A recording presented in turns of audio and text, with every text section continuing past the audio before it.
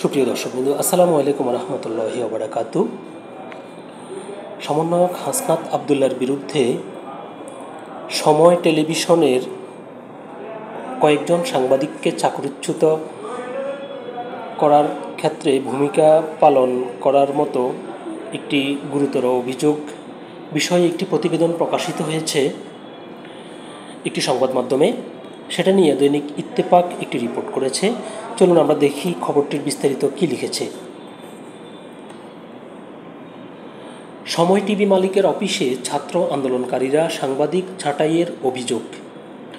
প্রোগাপান্ডার অভিযোগ তুলে বাংলাদেশের একটি টেলিভিশনের বিনিয়োগকারীদের চাপ দিয়ে 5 জন সাংবাদিককে চাকরিচ্যুত করানো হয়েছে বলে বিনিয়োগ বিষয়ক ম্যাগাজিন ব্যারন্স প্রতিবেদনে বলা হয়েছে। প্রতিবেদনে বলা হয়, বৈষম্য বিরোধী ছাত্র আন্দোলনের আহ্বায়ক হাসনাত আবদুল্লাহ গত 17 ডিসেম্বর প্রায় 15 থেকে 20 জন শিক্ষার্থীকে নিয়ে সময় টেলিভিশনে বিনিয়োগকারী সিটি গ্রুপের অফিসে যান। হাসনাত এএফপিকে বলেন, আমার মন্তব্য নিয়ে সময় টেলিভিশন প্রোগাপান্ডা ছড়াচ্ছিল এবং একটি পতিত রাজনৈতিক দলের মতামতকে স্থান দিচ্ছিল। হাসনাত বলেন, আমরা সংবাদপত্রের স্বাধীনতার কট্টর সমর্থক, কিন্তু সংবাদপত্রকে অবশ্যই নিরপেক্ষ থাকতে হবে। তিনি দাবি করার ক্ষেত্রে কোনো সমস্যা দেখেন না, কিন্তু সাংবাদিকদের বরখাস্ত করার জন্য তালিকা হস্তান্তরের বিষয়টি তিনি প্রত্যাখ্যান করেন। অর্থাৎ তার বিরুদ্ধে যে অভিযোগটি করা হয়েছে যে তিনি সাংবাদিক বরখাস্তের ক্ষেত্রে ভূমিকা পালন করেছেন, এটি তিনি প্রত্যাখ্যান করেছেন। সময় টিভিতে বিনিয়োগকারী ব্যবসায়িক প্রতিষ্ঠানের ব্যবস্থাপনা পরিচালক এই বিষয়ে মন্তব্য করতে রাজি হয়নি। আচ্ছা, সাংবাদিক ওমর ফারুক সময় টিভির একজন সিনিয়র এডিটর ছিলেন। তিনি বলেন, 5 জনের মধ্যে তিনি একজন ছিলেন। কারণ ছাড়াই বরখাস্তের চিঠি দিয়েছে তাকে সময় টেলিভিশন কর্তৃপক্ষ।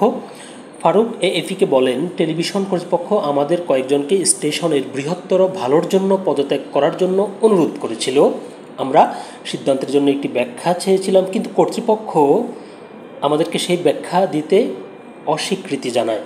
মানে তাদেরকে প্রতিষ্ঠানের স্বার্থে চাকরি থেকে স্বইচ্ছায় তাদেরকে চাকরি ছাড়তে বলা হয়েছে, কিন্তু তাদের অপরাধ বা তাদের অন্যায় কী বা তারা কী জন্য চাকরিটা ছাড়বে এটা যখন তাদের কাছে ব্যাখ্যা চেয়েছে তখন তারা সেই ব্যাখ্যা দিতে রাজি হয়নি। এদিকে সময় টিভি থেকে ছাঁটাই হওয়া আউটপুট এডিটর আরিফুল সাজ্জাদ এই প্রসঙ্গে সামাজিক যোগাযোগ মাধ্যম ফেসবুক লেখেন, কর্তৃপক্ষ জানিয়েছে বৈষম্য বিরোধী ছাত্র আন্দোলনের শীর্ষস্থানীয় এক নেতা তাদের হুমকি দিয়েছে সময়ের 10 কর্মীকে চাকরিচ্যুত করতে হবে, না হলে তারা বাঁচতে পারবে না। আচ্ছা, তিনি আরও লেখেন, এ নিয়ে আমরা অন্তর্বর্তী সরকারের প্রধান উপদেষ্টার প্রেস উইং এর সাথে কথা বলি।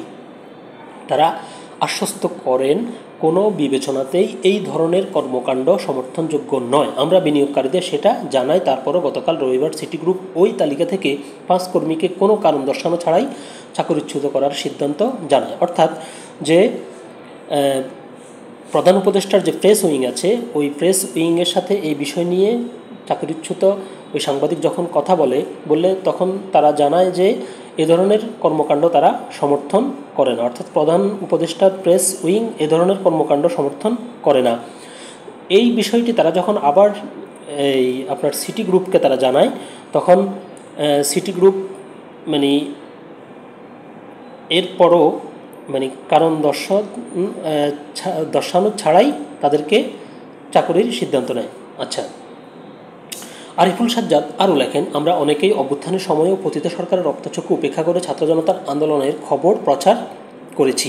আমি তখন নিউজ 24-এ কর্মরত ছিলাম। ওই সময়ের নির্বাহীরা পুরো বস্তুনিষ্ঠ খবর প্রচার করতে দেয়নি, সেটা সবাই জানে। সময় টেলিভিশনের ভূমিকা নিয়েও নতুন করে বলার কিছু নাই। তবে গণমাধ্যমটি অর্থাৎ সময় টিভি 5 আগস্টের পর তাবেদারির নীতি বাদ দিয়ে বস্তুনিষ্ঠ খবর প্রচার করতে থাকে, ফলে দর্শকপ্রিয়তায় পেছনে চলে যাওয়া চ্যানেলটি শিগগিরই আবার শীর্ষস্থানে চলে আসে। আচ্ছা, তিনি বলেন, যেভাবে পেশাদার সংবাদকর্মীদের বাদ দেওয়া হলো সেটা কোনোভাবেই কাম্য নয়। এর নিন্দা আর প্রতিবাদের ভাষাও জানা নেই। এই সময়েও স্বাধীন গণমাধ্যম যে শুধু কথার কথা সেটাই আমরা দেখছি। আর বিষয়টি জানার পরও দায়িত্বশীলদের শুধু উহু আহা প্রতিক্রিয়া আমাদেরকে স্বৈরাচারী শেখ হাসিনার শাসনামলকেই মনে করিয়ে দেয়। খবরটি এ পর্যন্তই। তো সবাই ভালো থাকবেন, সুস্থ থাকবেন। আল্লাহ হাফেজ।